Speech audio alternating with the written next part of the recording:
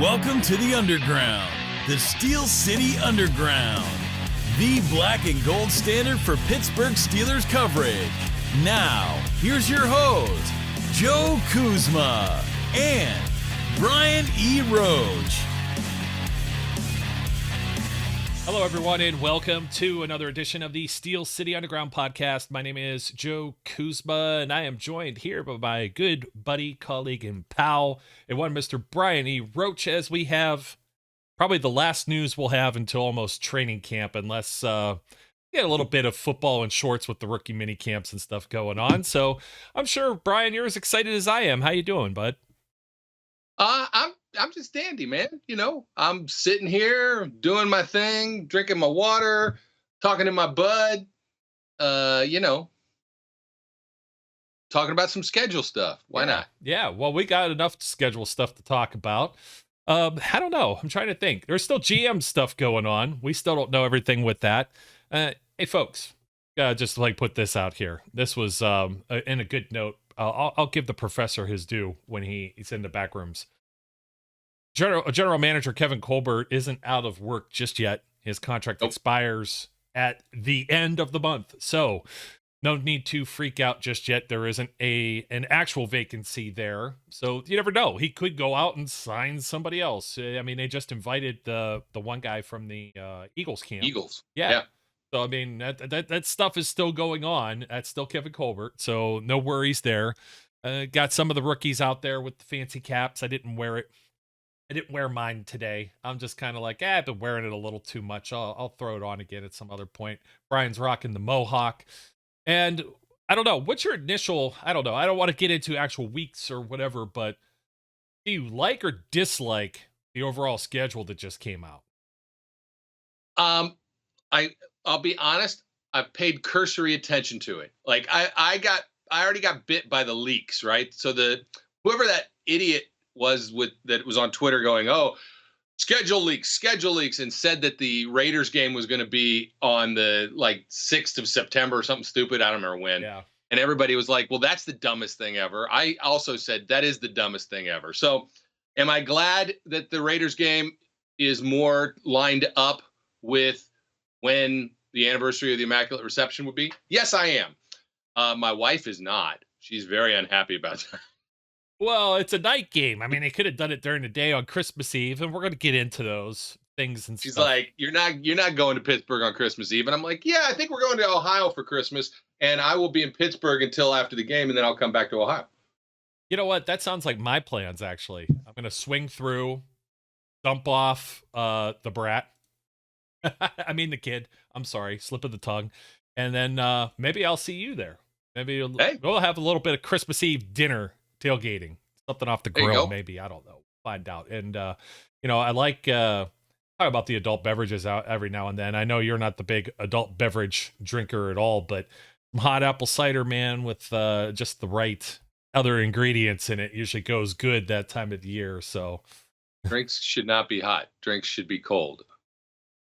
No, but it's cold outside. That's why. I don't care. That's why I don't drink hot drinks. Hot drinks are dumb. I don't drink them. Well, I'm going to take a break and get my coffee then.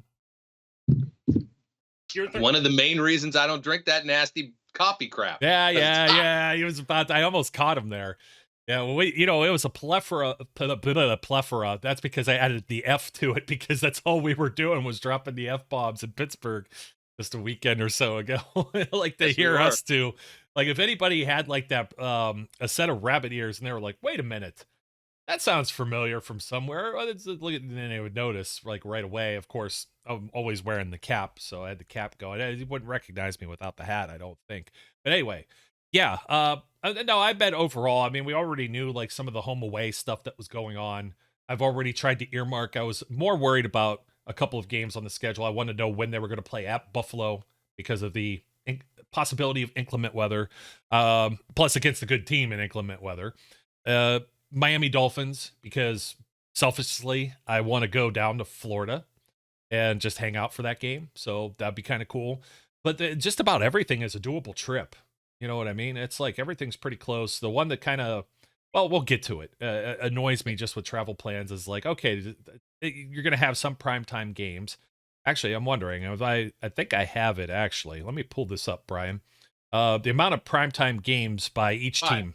right? Yeah, well, it's 5, but I'm just showing how many other teams. 5 is the maximum that you could have, apparently, on the at least when the initial schedule comes out. I know things get flexed and whatnot. Maybe that'll change, but I believe that's a collective bargaining agreement deal between the member teams. So one of the things that had come up in discussion, and I'll pull that back up in a second, was AFC West with all of their quarterback moves and stuff like that. I guess they got 19 games.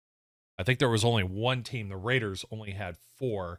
And we had already kind of mentioned which one of the that was the one that's it's still a primetime game, one of them, with the anniversary of the Immaculate Reception. And Jerry Dulac was already alluding to that they would miss a golden opportunity. They're not going to miss a golden opportunity. Are you kidding me? They got Russell Wilson going in Denver, going to Seattle, or playing the Seahawks week 1, primetime game. So among the teams, the Steelers, they draw the money, as you could see. Cincinnati, getting some primetime games here, so they're going to have a little bit of a different quality of life as they were mostly playing Sundays at 1 o'clock over the past few years. Buffalo's in high demand. You see both of the LA teams. I think that's always going to be the case with the larger markets, although you don't have New York up in there at all. The Giants and Jets only have 1 primetime game apiece. The lowly Lions don't have a primetime game at all. And Jacksonville Jaguars, I think I saw something where they're like 11 straight years or something like that without was it a Monday Night Football game or a Sunday Night Football game? I'm trying to remember which one it was. Probably it was one or the other. So, I bet Sunday. Monday seems less popular. Yeah, well, Monday can't be flexed, so that would make a lot more sense. So, let's get down to it. We've got some preseason games that showed up, but I think the only big thing to point out here, Seahawks, Jaguars, and Lions. The Jaguars came one of the furthest trips they'll actually be making all year. We'll be going to Jacksonville August 20th for a preseason game. They have the Seahawks at home and the Lions at home. Now, that's usually a little bit of the same standard fare when it comes to the Steelers schedule for preseason. It's usually going to be like Philadelphia and Carolina. Sometimes they double them. Weird. Yeah, sometimes they double them up on that, but you have them on the regular season schedule this year, so they did. That's why it's weird. Yeah. You don't usually see the Seahawks. The Seahawks making that big long trip seems a little goofy. Every now and then the Steelers will go down to Florida, so it is what it is. So let's jump right into it. Week 1, once again, how many years do we have to go back? Was it 2014? 412. That seems highly accurate, to be completely honest. And Brian is being sarcastic, but not really. Steelers have not opened at home since they played the Cleveland Browns with Johnny Manziel back in September 7th, 2014. I believe that is the last time that they had a week 1 game at home. And over the course of the years, they've been at New England for banner raising, of course. Ridiculous. I hated when that happened. They went over to Washington, formerly the Redskins, now Commanders. Let's see. 2017 at the Browns. That was that. No, that wasn't it. Actually, I think this happened 2 years in a row where they went and had an AFC North opponent. The following year, 2018, was when time tie in the downpour. 2019, they started again on the road at the New England Patriots. The only major difference now is, Brian, with the Patriots being the home opener now in week 2. No Tom Brady there. They are not automatically just chalking up L's and everything like that. But you got the Bengals first thing. And I was a little sad face over this. So let's see. I was looking up the Giants. And then, of course, last season was at the Buffalo Bills. So much like the Buffalo Bills game last year. A lot of people are like, oh, well, the Bills, they're Super Bowl contenders, blah, blah, blah. Steelers are in regression. That's going to be an instant loss right there on the schedule for the Steelers. And it wasn't. The Steelers went into Buffalo. They took care of business, 23-16. Actually, one of the games where they looked the best that they did all season long. And I don't know. It's a division game to start. You got a new quarterback in town, whoever that ends up being. Going to be somebody. It's going to be a whole lot of change. And you got to go on the road, division opponent that was just in the Super Bowl, and a fan base that is fair weather for the most part. I'm going to say that because Later in the season, it's been easy to just go down to Cincinnati, get tickets right off of Ticketmaster. They're always freely available. There's, you can get them at face value or less in some cases. I understand it's when their team was bad. Last year, they kind of packed in the stadium a little more as they started winning some more games. Now it's going to be week 1. It's going to be good weather, should be good weather. And so everybody should be there. And it's going to be a little bit more of, what do you want to say, a challenge maybe for the Steelers than you would deem in years past if you're like, oh, yeah, going to the Bengals, yeah, no big deal. The one thing I will say throughout this entire episode is, as I look at the schedule, is this year, and I will say it all the way through, lots of uncertainty going forward. You're not wrong. I mean, you're not wrong. I'm shaking my head yes, because, I know that everyone wants to have silence. But you're not wrong. I'm never wrong. No, you sometimes are. But in this instance, you're not. I'm the one that's never wrong. You are sometimes wrong. It's true. There's a tremendous amount of uncertainty in this season. Obviously, just internally within the Steelers itself. We don't know for sure who the quarterback is going to be. We don't know how the line is going to play out. We don't know what, folks are going to, turn into at this point. We still don't know Stephon Tuitt's situation. We don't know whether Leal is going to be, a guy who can step up and take places there. We don't know if Alu is going to have any repercussions from the broken ankle. There's a lot of unknowns just in our own team, but there's unknowns across the rest. When is Deshaun Watson going to actually play? Is he going to be suspended? Is he not going to be suspended? Which I find highly unlikely.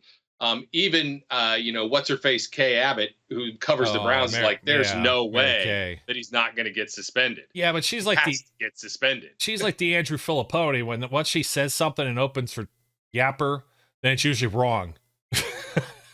Oh yeah, but so there is a tremendous amount of, we just don't know yet, and I feel like that's the case more so, which it would kind of have to be with our quarterback situation, but that's the case more so this year throughout the schedule than there has been in previous seasons. Yeah. Speaking of which, did you see the Cam Hayward video where he was protecting the schedule and Terrell Edmonds was like jumping at it and it went flying and it almost hit the ground, but Franco Harris caught it. I did not see that. Yeah. Oh, I wish I could just put it up on here, but YouTube will probably smack the video straight down. Right. But yeah, hilarious. Go check it out on the Steelers app or Steelers.com. And it was pretty well done. And there was the social media teams always doing crazy stuff.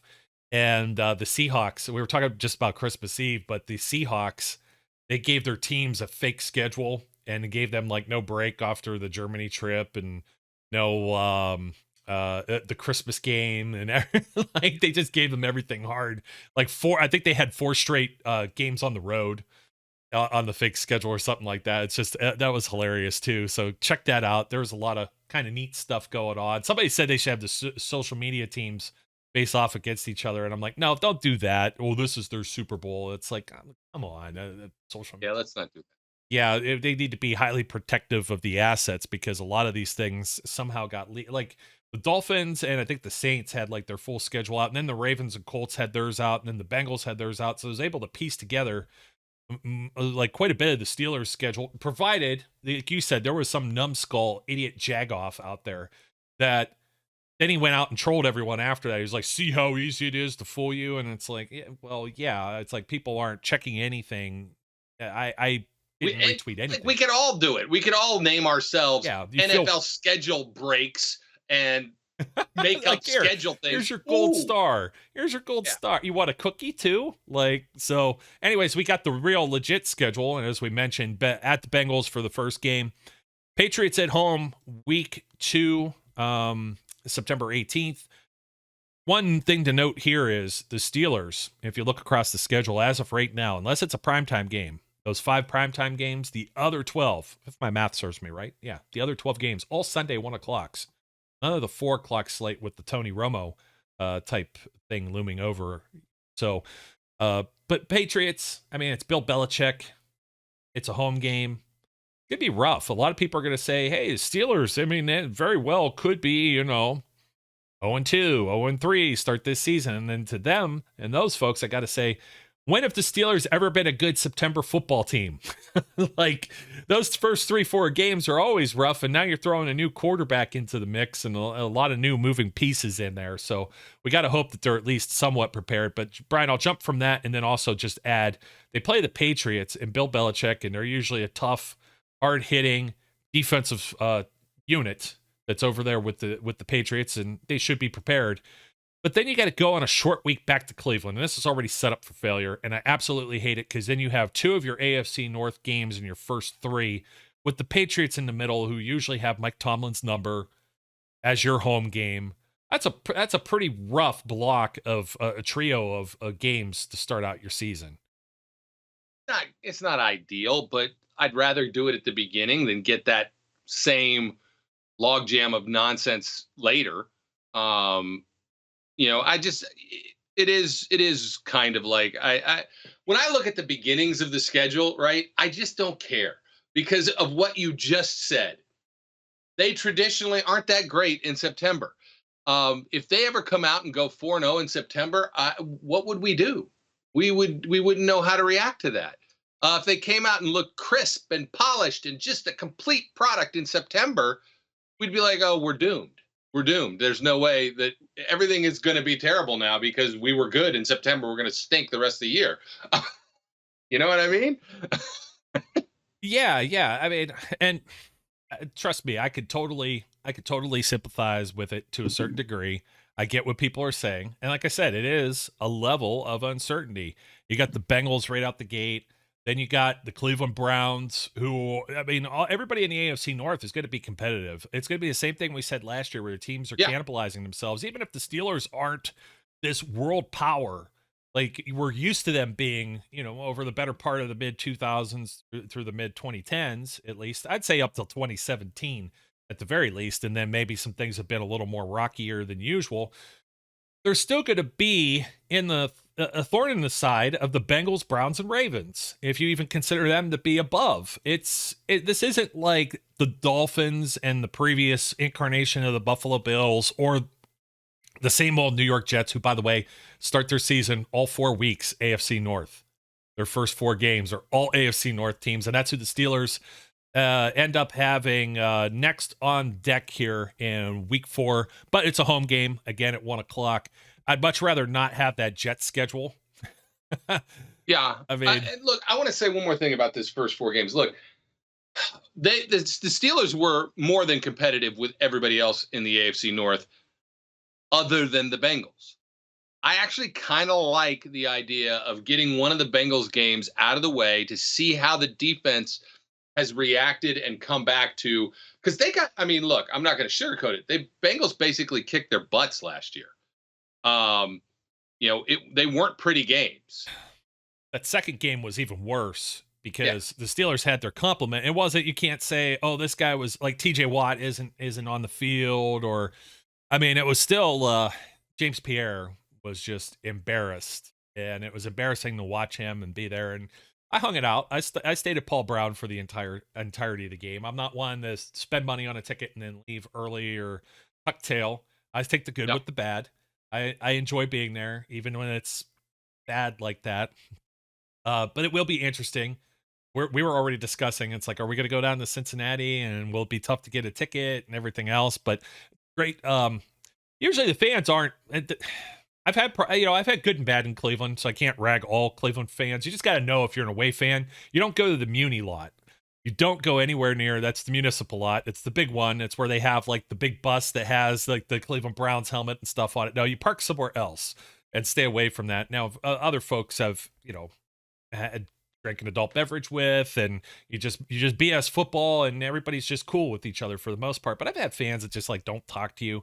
In Cincinnati, and I don't know if that'll change. You're going to maybe get some arrogant people who aren't the diehards and remember that it's what it's been like to be in the doldrums. And I understand you get some Steelers fans that just come around. When I was in Green Bay last year, the ones that were behind me, they couldn't understand that they were in Lambeau Field. Why aren't they showing the Steelers highlights? Oh, they're just cheating, and this is unfair to Pittsburgh. And The guy next to me is like, how come more fans just aren't like you? Like, you're not like most people like those people. And I'm like, well, it depends how many drinks that they've had in their system, too. Like, to be completely honest. Oh, that goes into a lot of my factors as to whether or not I'll travel to some of these games. I haven't been to Cleveland for a little bit. But that's also because when you're dealing with that home opener game, usually the ticket price is like way jacked up because nobody knows how good or bad the teams are going to be at this point. Right. So you got to hope at the very least, if the Steelers roll into this, let's say 0-3. I hate this Thursday night against a divisional opponent, especially at Cleveland. That's just setting you up for failure. After it's going to be a slobber. Those are two slobber knocker games that you already got there with the Bengals and Patriots. But you come out of this with a mini bye and host the Jets at home, early October, still pretty decent weather. I don't know what the Jets are going to look like. They've been putting some money into their team, of course. But for the most part, we're not expecting a whole lot out of them. And at least the league thinks enough of the Steelers, or at least the Steelers fan base, that they put 5 games in the primetime. They'll think they'll at least be competitive and not complete trash. And it will draw a rating at the very least because they're going to watch those games. The Steelers fans will. Yeah. So I don't mind. I like the Jets there. And then, of course, you follow up once again at Buffalo, which is just driving me crazy. But I might try and make this one too. I didn't last year, but thankfully you don't have. This isn't all about my travel plans, by the way. I want people to look at this schedule the same way I'm looking at it, and looking at it with, yeah, you're doing that thing, you're gesturing with your hands. Hey, if this was a December game, there's no way in hell I'm making any type of advanced travel plans to go to Buffalo, and that doesn't bode well for the team that's on the field. So I just want people to get into your brain just the same way with that, and to follow out this top bracket that's up here. So it's Bengals, Patriots, Browns, and then week 4, Jets at home, at Buffalo week 5, and then the Tampa Bay Buccaneers and Tom Brady for week 6. Yeah, man, that's it's looking like a little bit of a gauntlet. I'm not going to say it's not doable. You never know who gets hurt. On paper right now, it's May. So we don't know what these teams are going to be like. And also, that third week, we didn't throw it out there. You said it a little bit earlier. But if they do suspend Deshaun Watson, there's a good chance he's not there for it.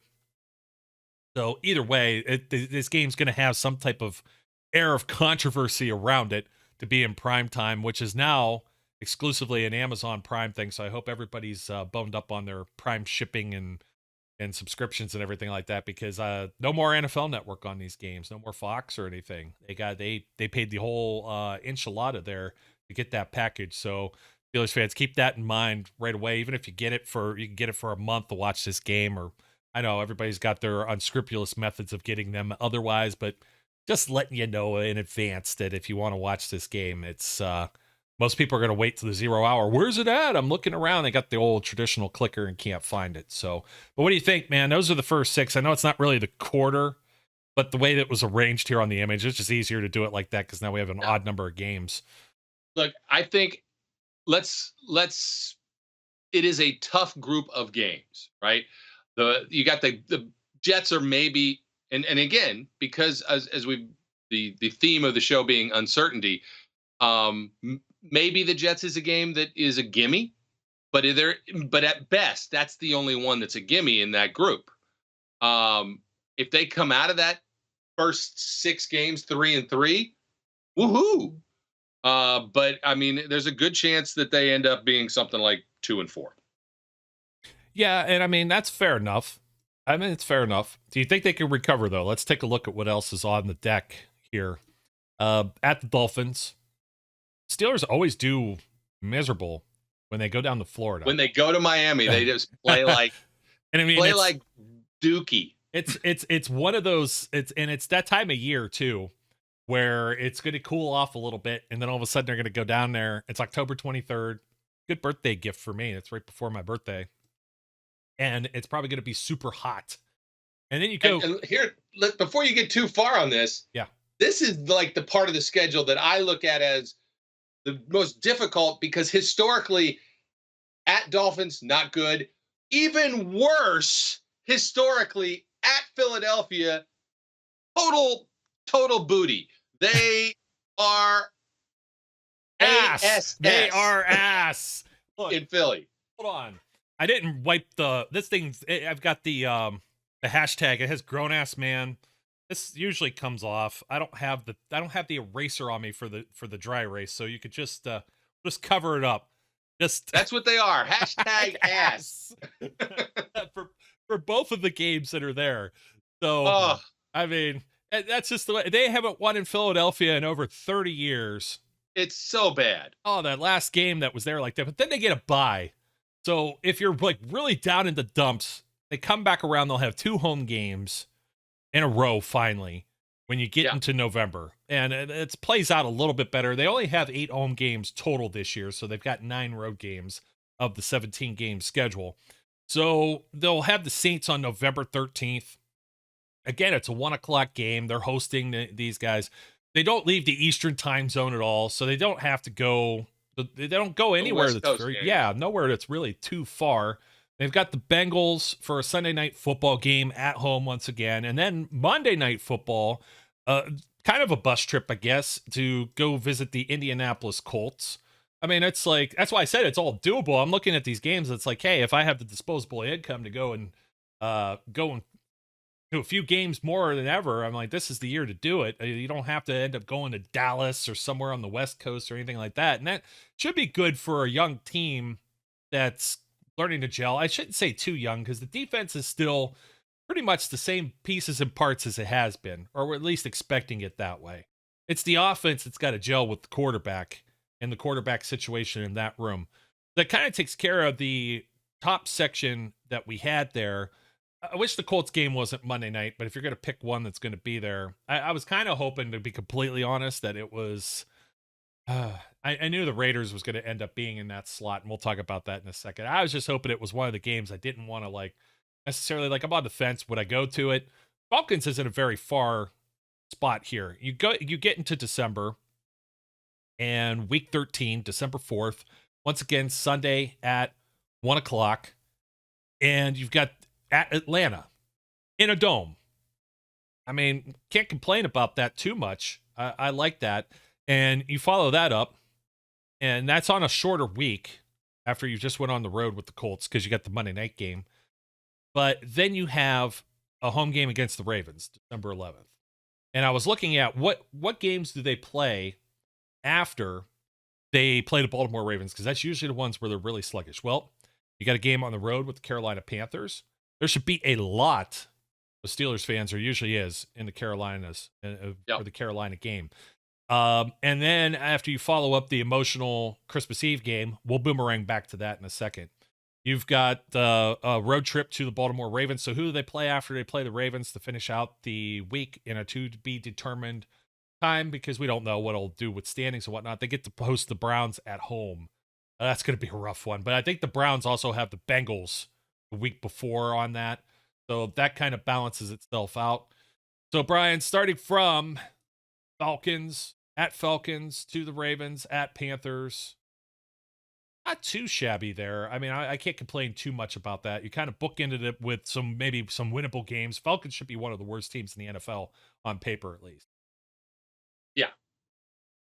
I'm counting in my head, because here's the thing. Like, there is certainly, you go into the bye, there is a chance that this team is 2-6. There's a chance, because Dolphins ass, Eagles ass. And I already said they'll be lucky to be 3-3 out of the first 6. So if they're 2-4 and then they lose those 2 games, they're 2-6, right? And you're sitting there going 2-6. Oh my God, season's over. They could come back, because the back end of the schedule, while it's loaded with 2 Ravens games and a couple other games that are not gimmies, there's much more of a chance to come out of the second half and really make some hay, especially if the team finds itself during the second half of the season, right? Quarterback position gets settled. They get some identity. They know who they are. Defense gets settled.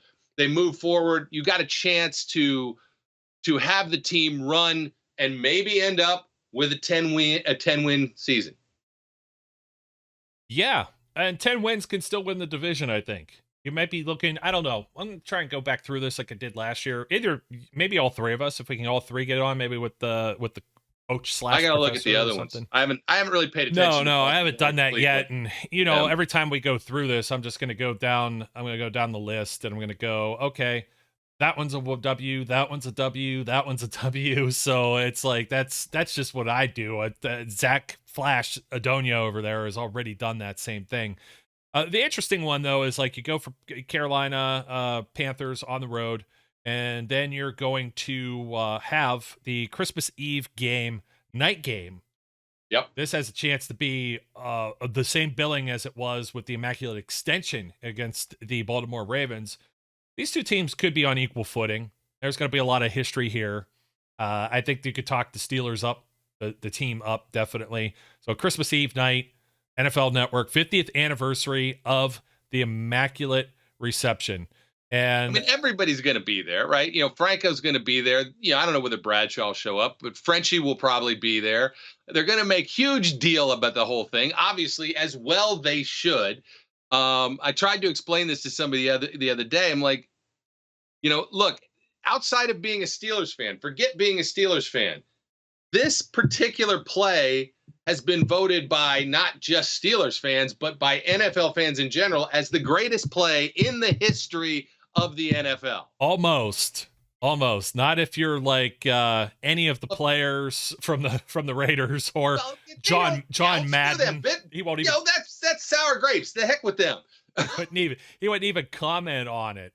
I mean, it's hilarious to hear the old timers. That makes it much more like, holy Moses, you got a whole group of fan bases that are going to go, no, this is a horrible play. And yet it still gets voted into the top. Yeah, but you get a whole new generation that gets mixed into there. So you get TJ Watt and Derek Carr, and we'll see. We didn't get Watt enough in that game last year, and there's going to be a lot of comparisons, but I think Steelers whole new world here. We'll see how this ends up playing out.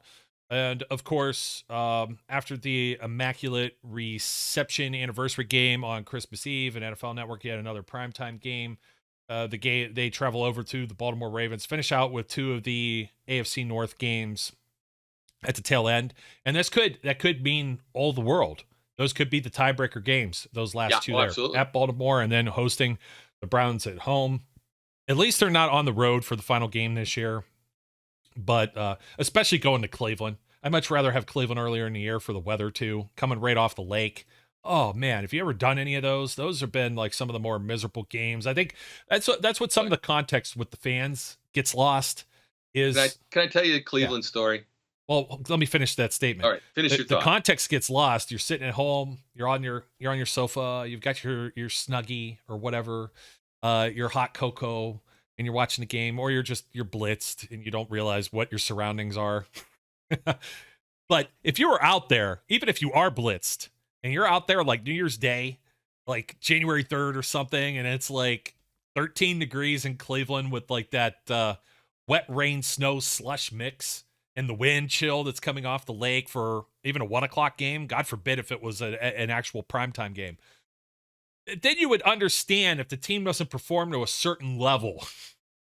Right. Dude's appendages are completely frozen off. Like, you know what I mean? And we'll talk more about that because that's going to come when we start talking about what Deshaun Watson's going to do going to Cleveland and making that his new home after playing in a dome. So, yeah, go ahead, Brian. I'll stop chatterbox. So here you go. This is the Cleveland story for you.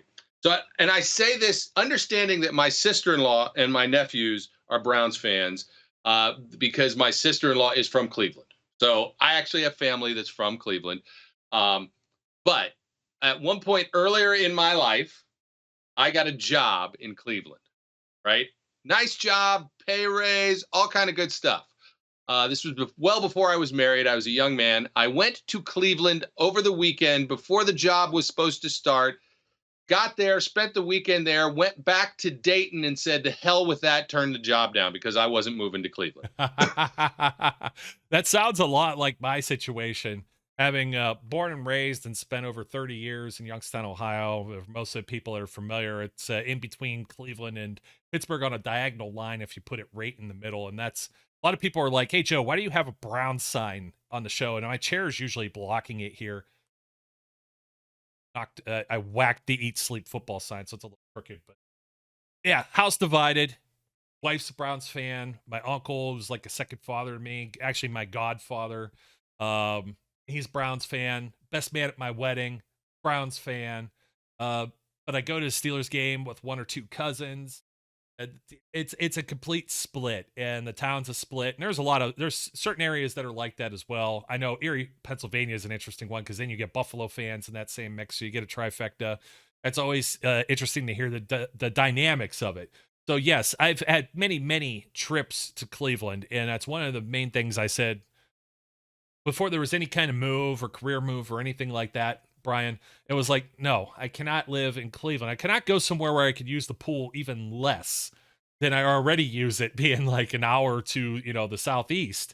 So it really is miserable there. I mean, there's nice parts. There's some nice suburbs there and whatnot, but I'm not a fan of the weather. Springsteen there in what used to be the baseball stadium before the new baseball stadium. Well, that was also the Browns. That was Municipal Stadium too. Yeah, Municipal Stadium. I saw Springsteen there. It was great. I loved it.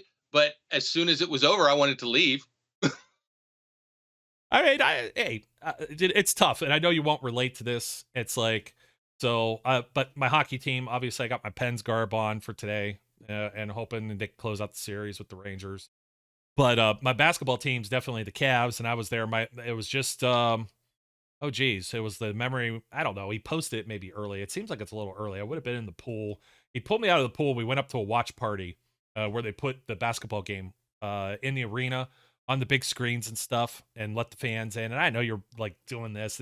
Same thing with the Pens. Like, what are these other things you talk of? Basketball. Well, I'm a Cavs fan, so I've been in Cleveland. What are these things? I don't even know what these things are. Yeah, I've been in Cleveland because there's not an NBA team that's anywhere close to Pittsburgh that you could root for. So there's people that are in Cleveland that if they don't have a complete distaste for Pittsburgh, they're Penguins fans too. But it works both ways there. I'm just saying, it's like I've had enough of a basis in Cleveland that I don't completely hate the town.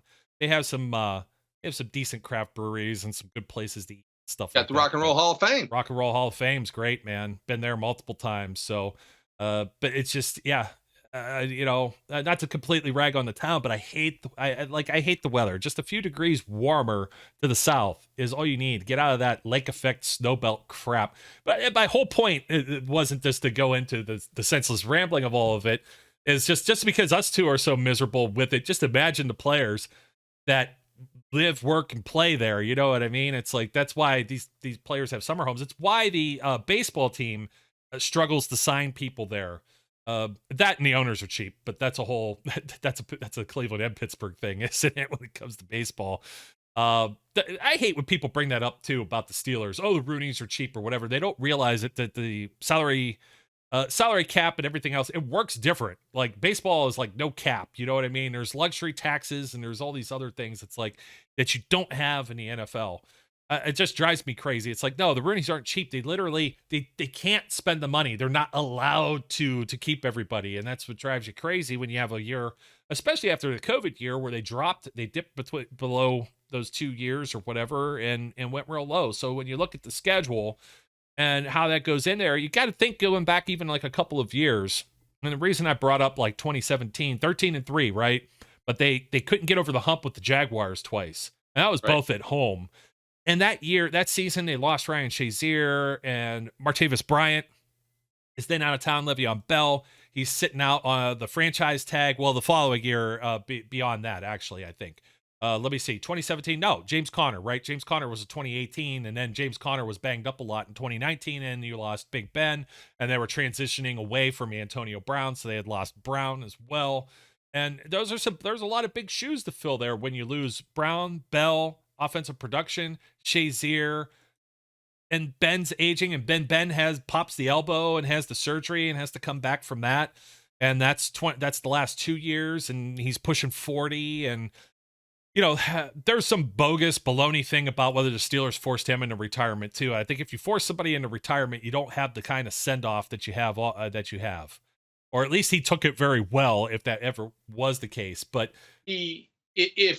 look, do I think that he might have wanted to come back? Sure, maybe he's a competitor. Do I think he had a conversation and might have got told, well, we're not going to do that? Sure, the Steelers will do that. They did that with Franco. They did that with Webster. They've done that with other players. They did it with Troy. I mean, it's like they'll have the conversation and say, well, you can want to come back, but you're not going to come back. But I think, so is that something that a player would take to heart and be like, oh my God, that it hurts me. I'm going to go home and cry in my soup. Maybe. Ben sometimes is a little bit of a drama queen, always has been. So, but even with that being said, yes, he handled it. If he's got bad blood, you'd never know. Yes, is my point. Yeah, and that's fine. I don't know who comes up with some of this. I mean, and it's not like some people were starting to pick up on it because it was clickbait to begin with from the source. Well, it's that one interview he did where he said, what did he say? He said, well, your coach and the ownership didn't want me back. Ben always says dumb. Didn't this all start with the Denver game and Shelby Harris picking off that one pass? Shelby Harris, by the way, defensive tackle, nose tackle for the Broncos. And he's saying, well, Antonio Brown didn't run like to where I thought it would be. And then all of a sudden that was just throwing him under the bus. And Juju was the shiny new object in town. And everybody loved him. And he got the team MVP and had the big, like 90-some yard reception in that Lions game. And then he had the celebration where he unchained the bike from the sideline. And everybody's loving that. And Nate Breed gets like jealous. He's like my cat. I got a puppy that's over here, Brian, as you know, and if I give the puppy too much attention, the cat comes over and wants to swat the puppy in the face. So it's like kind of the same thing there. But what my point is like over the last few years, a lot of people are talking. I have to give it to Kyle Brandt, who's on Good Morning Football. He says, it's not really what the Steelers do is rebuild or reload or anything. You know what I mean? It's like, that's not what they do. I expect them to still be competitive. And that's where I still see this, regardless of how you look at this schedule, which, by the way, right now on paper, the Cincinnati Bengals have the strongest strength of schedule in the entire NFL. And the Kansas City Chiefs are right up there too. And look at the Chiefs. Weren't they like 3-4 last year to start the season? So, it's just something where I understand it's something different with quarterback, but if they're forcing Ben out and I'm thinking like maybe Ben hasn't been the same guy the last 2 years, was it offensive coordinator? Was it quarterback? Was it both? Was it some of the other pieces that you lost? Like an Antonio Brown, it's a superstar, probably was on his way. He might still be a Hall of Famer, but he's also crazy right now. And that's got to calm down because they're not going to give that guy a live mic in Canton if and when he decides to officially retire. I know he was just wearing a Lamar Jackson jersey on Instagram, walking up his spiral staircase in his mansion or whatever. So it's just lobbying for another job. But he walked out on Tom Brady and Bruce Arians. So it's like, it's kind of hard to think anybody else would take that type of risk. Bill Belichick's already been there and done that too. So maybe Pete Carroll. Pete Carroll is next on deck. I don't know. Guy's what, 34, not Pete Carroll, Antonio Brown, but I mean, Bell's already past it, man. I mean, he's in his 30s, right? So he would have been gone anyways. These are things, and I neglected to mention Marquise Pouncey and David DeCastro as part of this.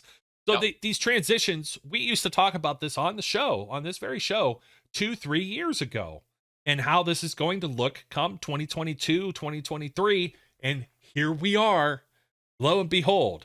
So enjoy, have some fun. Maybe being a fan and not having everybody wants to win the Super Bowl. I get it, but it's not realistic. There's 31 losers that are out there. The odds of even the Bengals getting back into it again this year. Look at how healthy they were last year.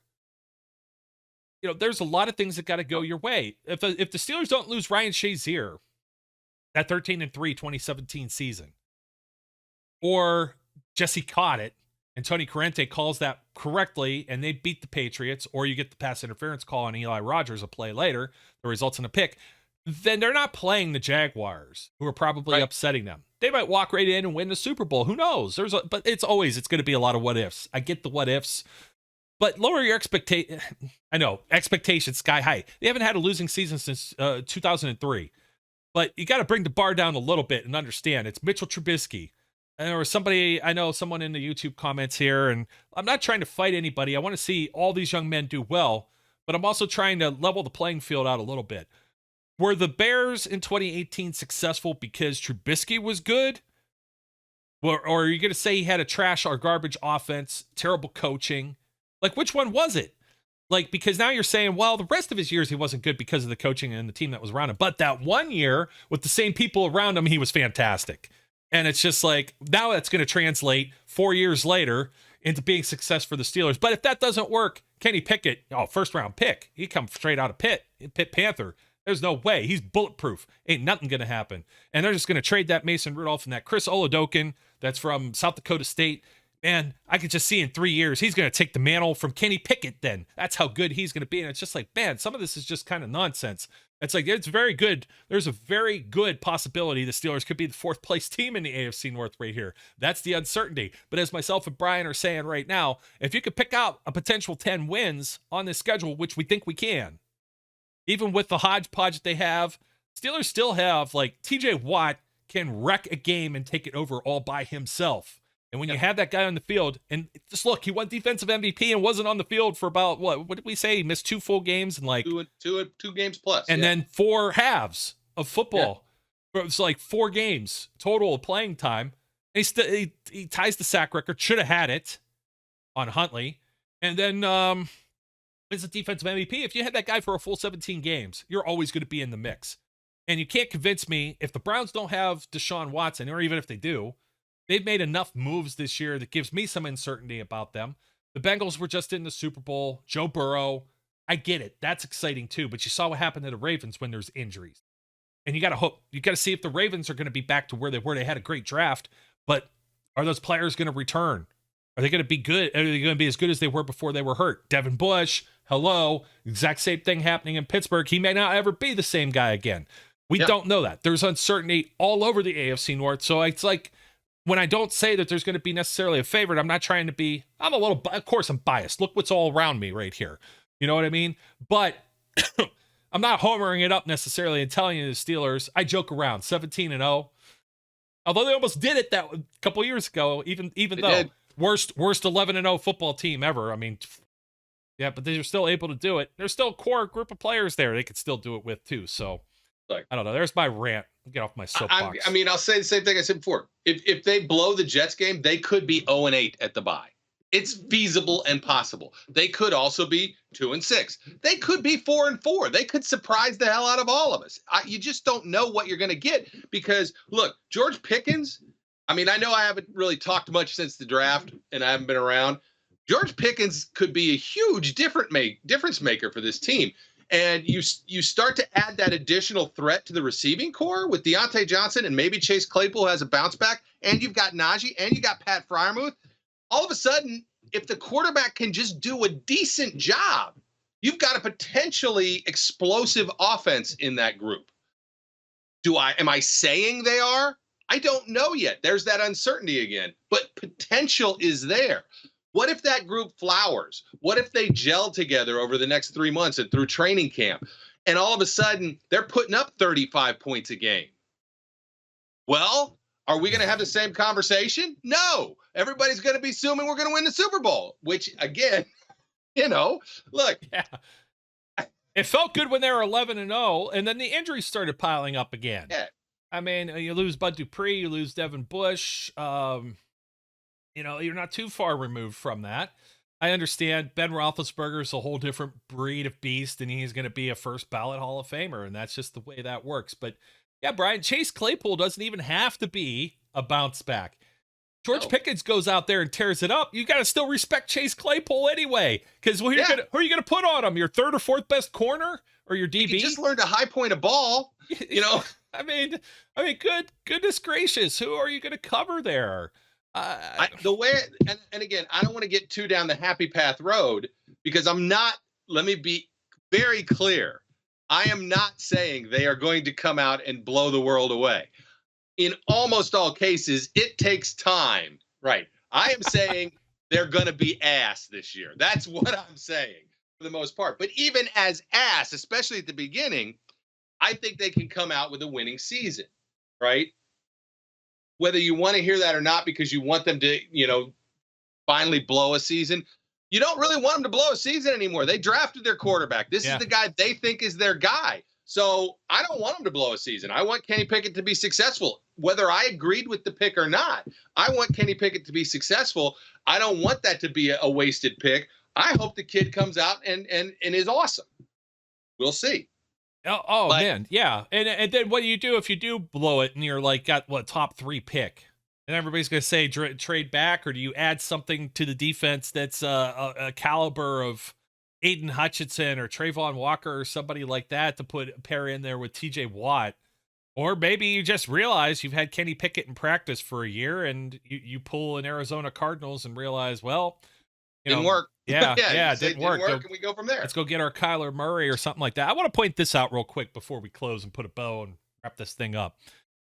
You make up a good point with the Cincinnati Bengals in last year, and then everybody saying whatever, Super Bowl bound. Nobody on God's green planet, including ourselves here, we thought they would be the basement team. Everybody else thought the Steelers would be the basement team. But we didn't think that they did enough, particularly that offensive line, which they fixed. I still don't know their defense has got the right mix, but they got enough there. You know what I mean? It's going to be competitive, and they got a taste. They got a taste of that success, and that changes your culture in the locker room. But they started out winning an overtime game against the Vikings. They lose to the Bears. They beat the Steelers and the Jaguars. So what? They're 3-1. And then they go and they lose in overtime. They hosted the Packers at home. Then they beat the Lions. They beat the Ravens. And then they lose to the Jets and the Browns before the bye week. So they go rolling into, Las Vegas. And they're a 5-4 football team at that point. I mean, that could very well be the way the Steelers play out. And it's still. Absolutely. They beat the Raiders. They beat the Steelers. And then they dropped games to the Chargers. They dropped an overtime game to the 49ers. So then they just traded again, and they're still hovering at 500. Then they win 3, lose 1, win 3, lose 1, or win 3, lose 1, and end up winning the division because they've already had the advantage over the Steelers. They end up beating the Ravens later on. Then they sit everybody against the Browns in a game that didn't mean anything there. But the big one was they ended up beating the Kansas City Chiefs, who they also hosted at home. So, yep. and here's something else to point out with the Bengals, and this goes to the whole schedule release and what's revealed about it. They had a Thursday night game with Jacksonville, and that game was pretty rocky too. If you end up recalling how that played out, what was the score? It was Jacksonville was up 14-0 at half, and then the Bengals tied it in the third quarter. It ended up being a 24-21 final of that game. That was their only primetime game the entire season. The only game they played under the lights. And they did play it at home, but they played it against the Jaguars under the biggest bright lights. They had a 4 o'clock at the Raiders, West Coast games, right? 4 o'clock at Denver. All the rest of their games were at 1 o'clock. And they also had, I don't know where their bye week is, but it's a week 10, just like the Steelers have got, I believe. Pull it back up. I believe that was week 10. Trying to figure out. I don't have. But anyways, yeah, I think it is week 9 actually. Get that adjusted there. So that could work out good for the Steelers too. That bye week right in the middle of everything. I kind of like that. The only thing I hate on the entire schedule is that Thursday night early trip to the Browns, but that might still work out in their favor if they have Jacoby Brissett playing at quarterback, or maybe Josh Dobbs sticks to the roster. I don't know. Well, just think of, I guess, this. This is what it looks like at the end of the season for the Bengals. I mean, I know we haven't talked about, and we'll probably go through it, but, we think, look, starting in November, at the Titans, then they host the Chiefs, then they got the Browns at home, at the Buccaneers, at the Patriots, then they get the Bills, then they get the Ravens. That's a rough stretch of games. That's what happens when you are on top of your division. You get a nasty-ass schedule. Yeah, you got to play everybody that won it last year, and if those teams are still in that same position, I mean, just be thankful you're not playing the AFC West, for example, with all of the new quarterback moves and everybody with their fancy toys, and we'll see how that all works out. I mean, I guess you still got to play Derek Carr and Devontae Adams and was it Yannick Ngakoue? Who went over there? The other pass rusher. Somebody went over there. Yeah, I'm trying to remember too. Somebody that got paired up now with Max Crosby, who we liked him coming out of the draft. Isn't it something how he's turned out so far? So it's always something. You never know. You never know with these things, but the uncertainty I'm okay with. A lot of people are reading into Kenny Pickett saying some pretty fancy things and quotes and phrases right now. He's going to immerse himself in the playbook. We'll get into some of that. Probably some Monday morning quarterbacking with the Flash. We were thinking about another live show coming up sometime soon. So folks, let us know if you're interested. We need some topics. Maybe we'll just do we could just do like a Friday night Q&A. Can't do that when the Pens are playing though. That's not going to work real well. There's only going to be like 3 Yinzers grilling us over and over and over. But yeah, I like all the thoughts, Brian, my buddy. As always, thanks for joining me once again.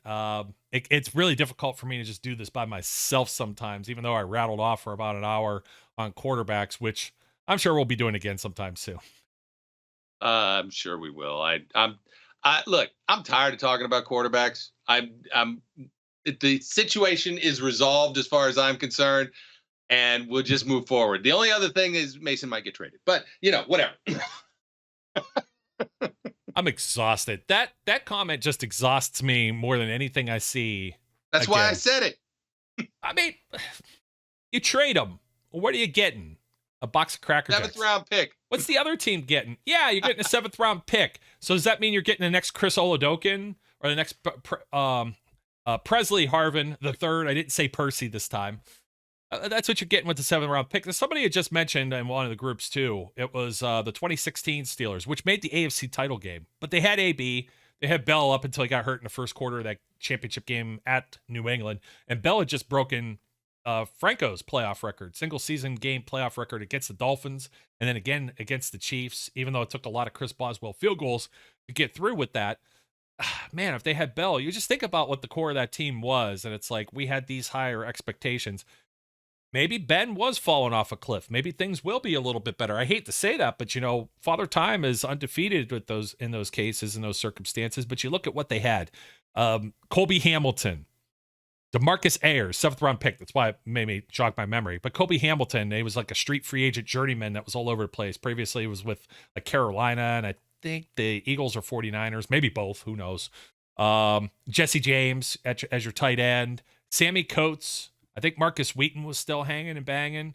So, yeah, Sammy Coates, who mangled. And both of those guys, because Wheaton didn't Wheaton shred his knee up or get hurt or something too, somewhere along the line?